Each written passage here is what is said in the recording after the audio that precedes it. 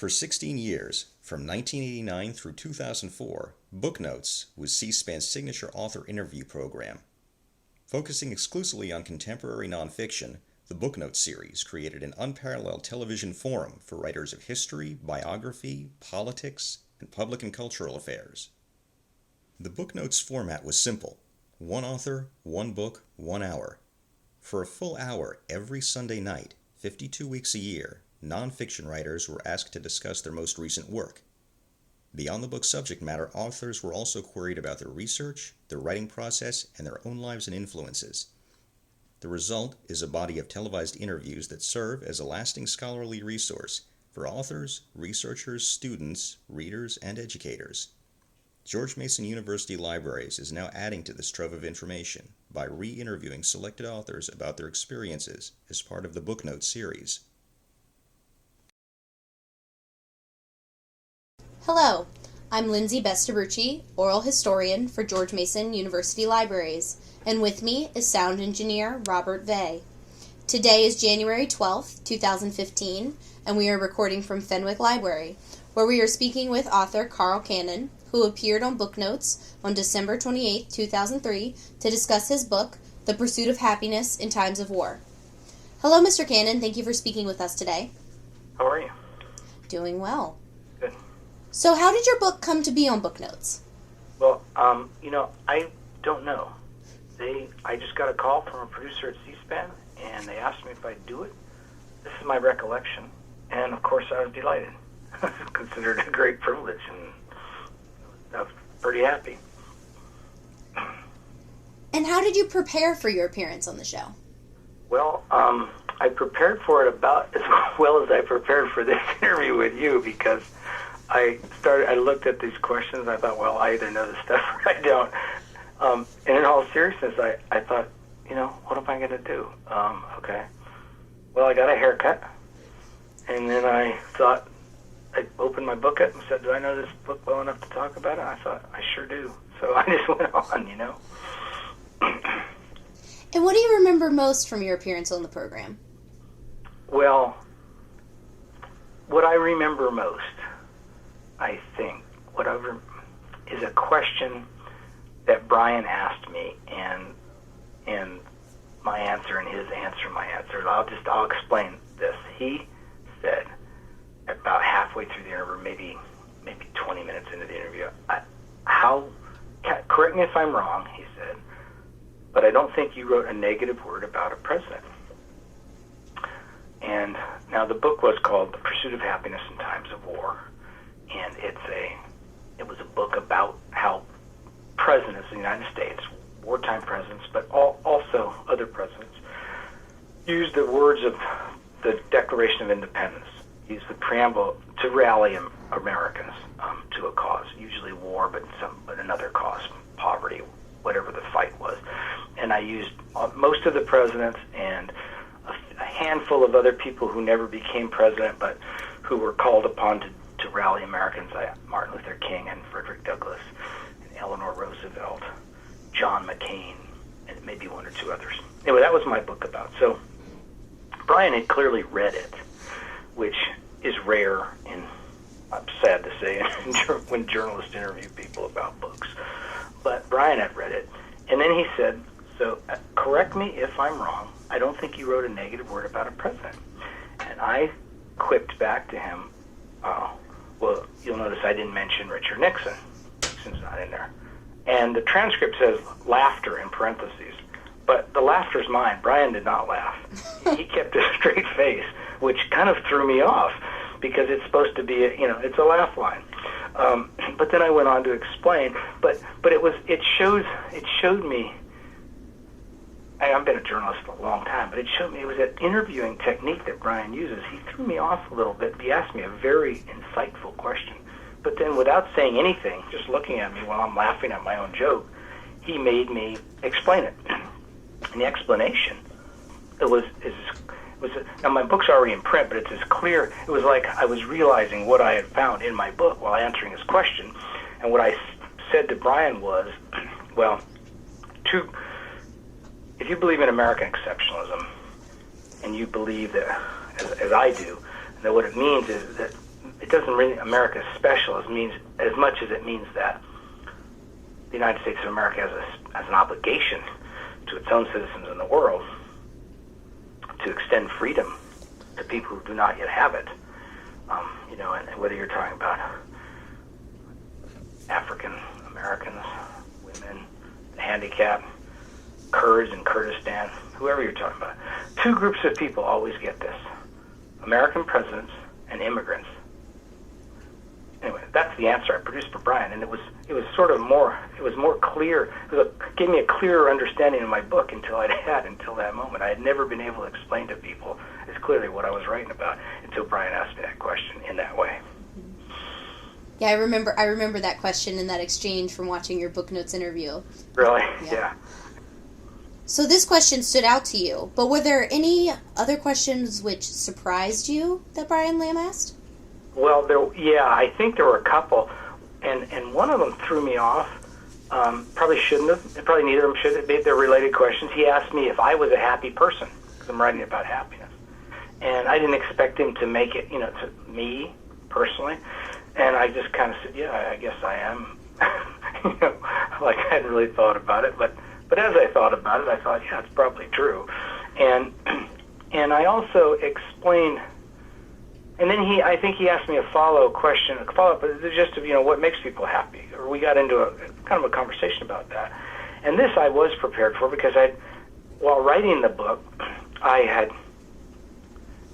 somebody, an editor or a friend, somebody had suggested to me, hey, you're going to be writing about the pursuit of happiness. You might explain to people what is happiness? What makes people happy? And so I did all this research that was sort of outside my area. It wasn't about politics. It wasn't about presidents, but it was about happiness. Social science into what makes people happy. And what makes them happy is given that if you found out you had pancreatic cancer and you have 2 weeks to live, you're not happy. If you're dying of starvation, you're not happy. If you're in a war zone, you're not happy. I don't mean cataclysmic events, but I mean day-to-day happiness.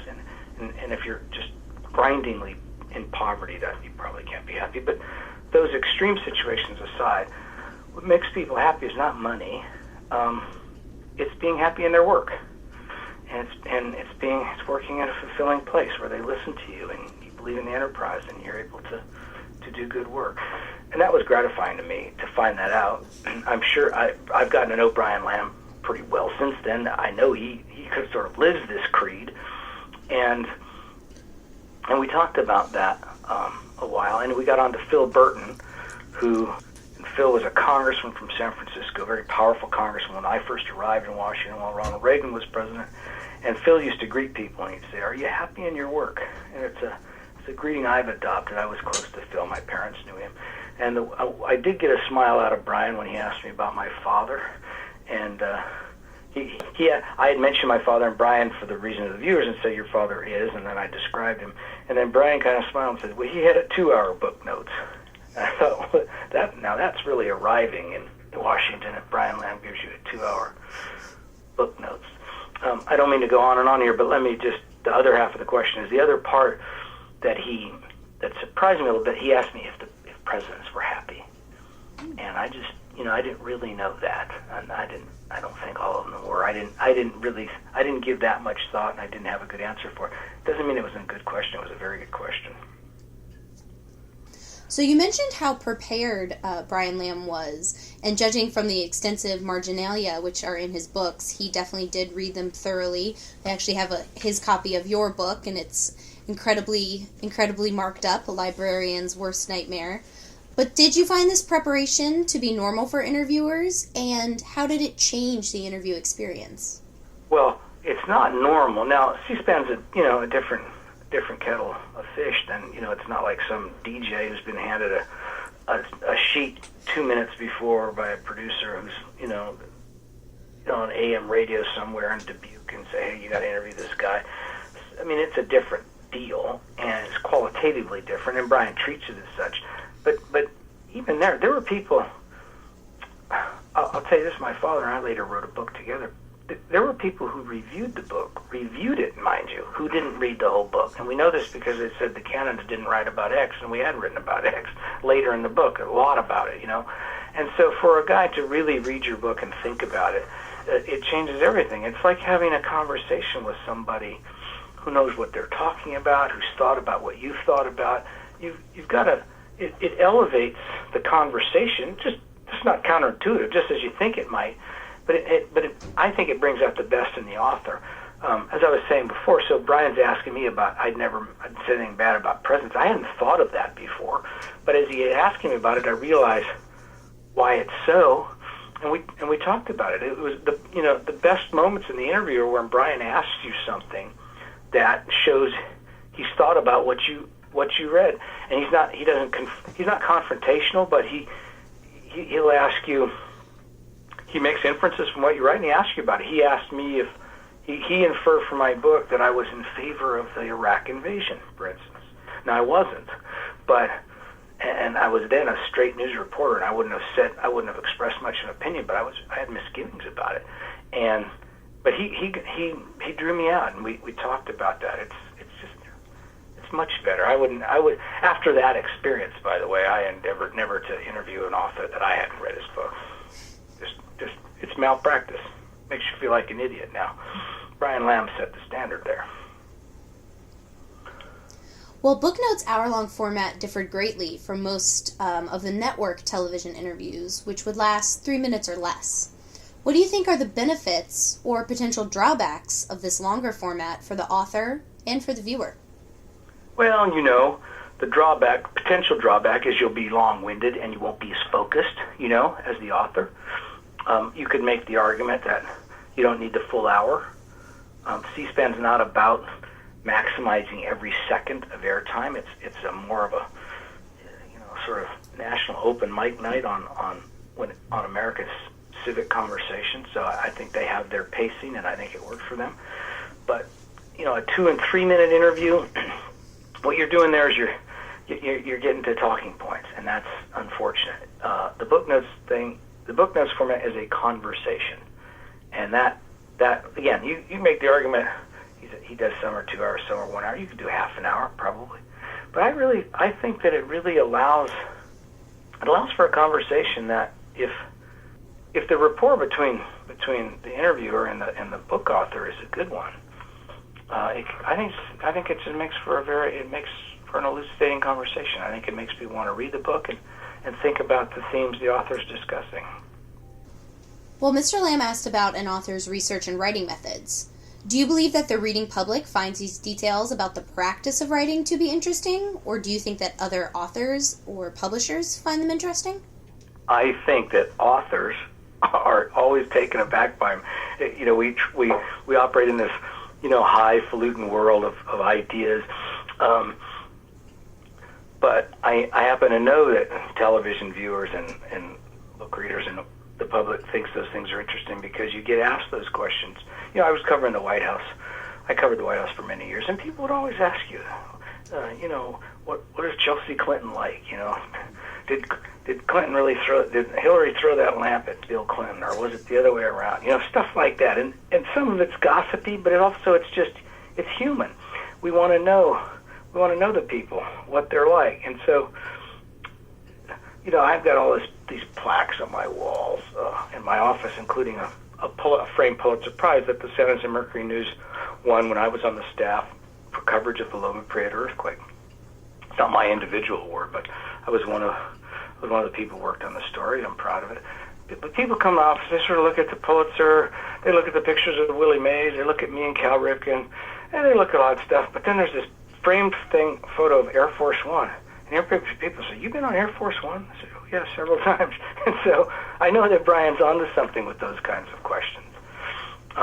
He asked me, for instance, because I interviewed Jimmy Carter, very brief interview with Jimmy Carter for my book, and he asked me, did I fly down to Atlanta and rent a car and drive to Plains, which is what I had done. And I know that's the kind of thing people do wonder about. They wonder about the logistics of writing a book just as they do about the ideas behind them. Mr. Lamb also frequently asked biographical questions. Did that surprise you, and was it different from most author interviews you've experienced? Oh, yeah. He... I've seen Brian do that before. It always surprises you as a reporter to be asked about yourself, but in this case it really shouldn't.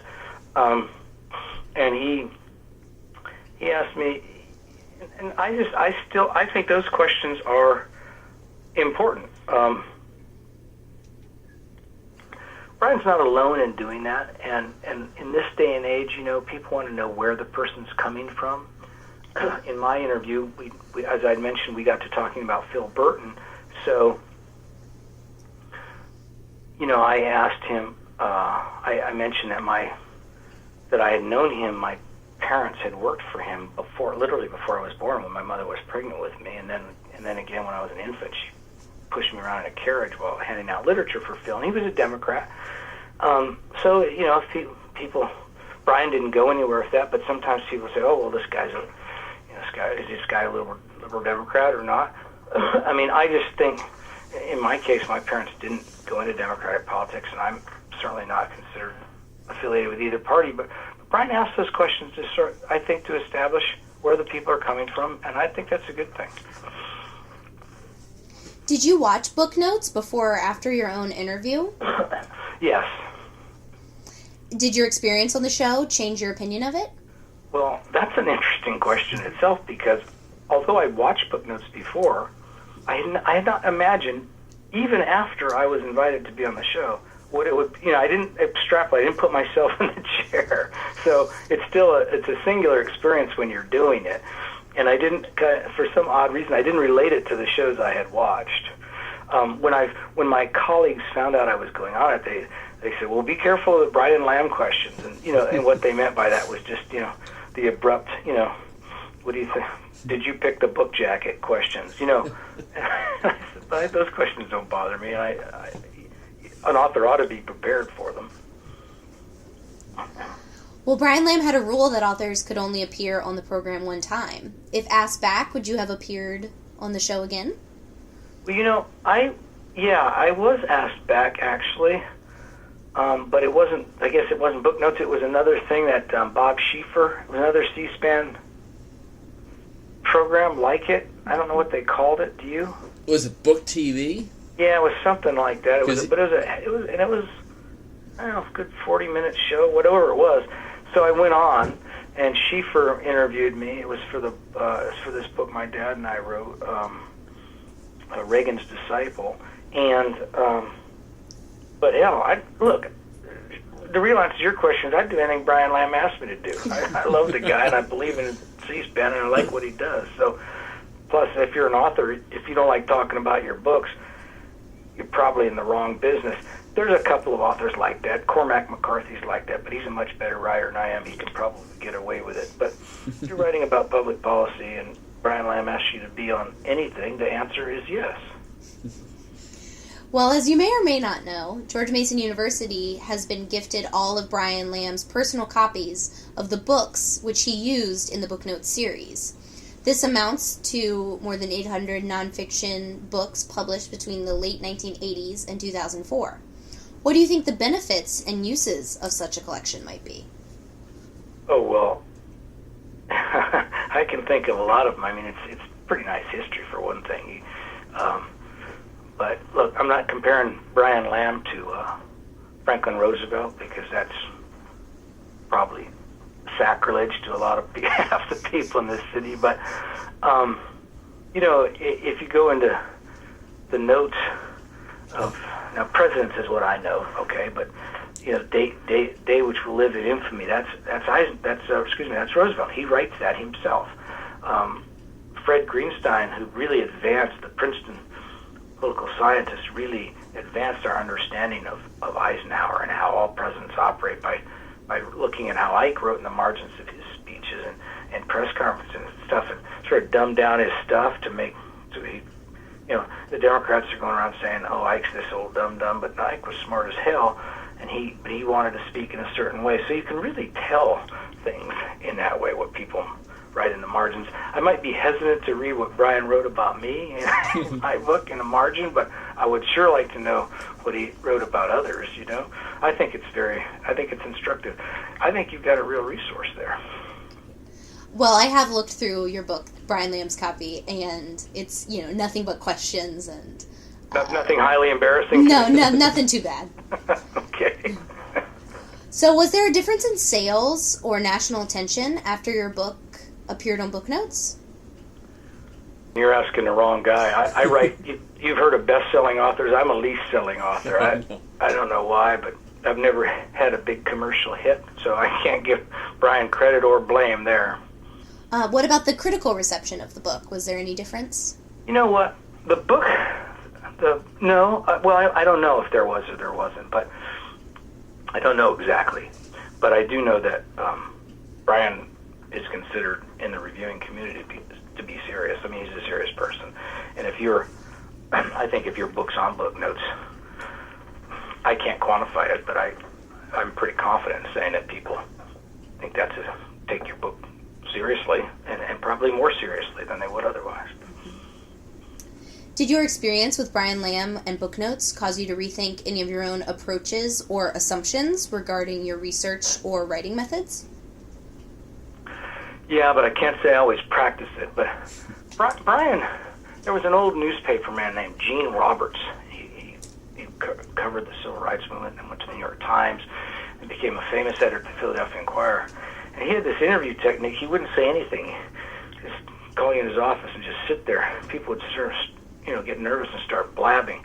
Now, you can't do that on television. You can't just sit there because that silence would look funny. But Brian's minimalist techniques, where he doesn't do most of the talking and he tries to get you talking, that's a lesson that people need to keep learning and relearning. It really it works, and it's a very effective thing. He also, as I had said that he didn't laugh at my joke, he keeps himself out of it in a way. He keeps the attention on the author, which I think is a function of Brian's personality.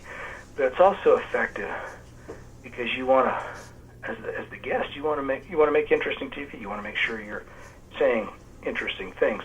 And the other thing is, he doesn't offer his opinions. Again, that's C-SPAN's mission and Brian's sort of, Brian's, principal tenet. But that leaves you, that puts people at their ease. They're not going to get argued with. You're certainly not going to get called a name. You're not going to. But he's not on your side either. He's not showing that he agrees with you, and so he's making you make your best argument without worry that he'll sandbag you.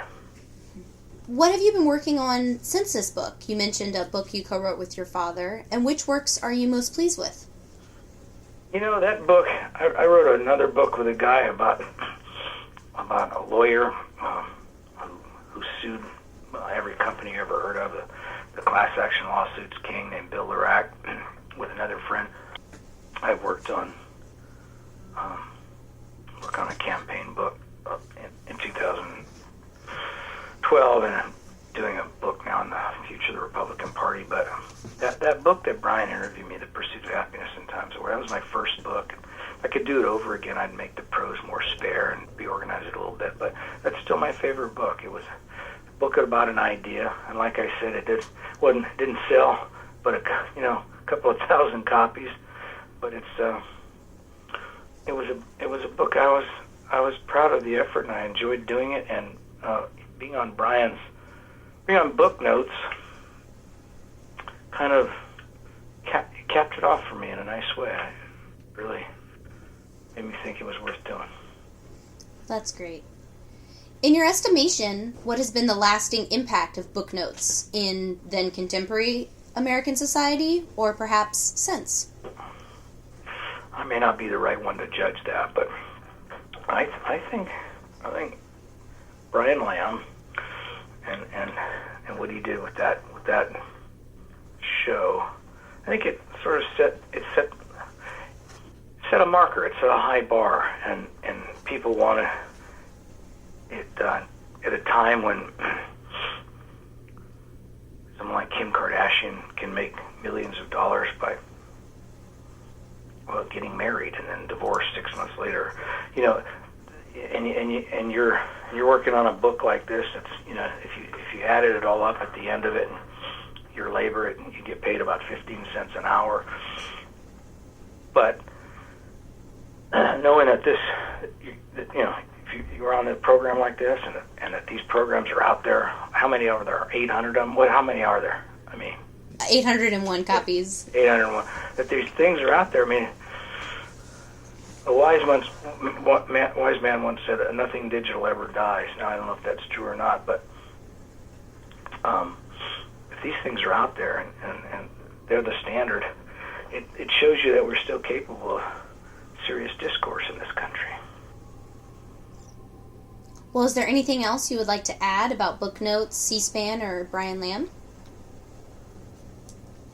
Well, I think you've gathered from what I've been saying. I think the guy is a great national resource, and I think Booknotes is some of his best work product. And if you guys have it, if it's yours, I would urge you to cherish it and treat it with care.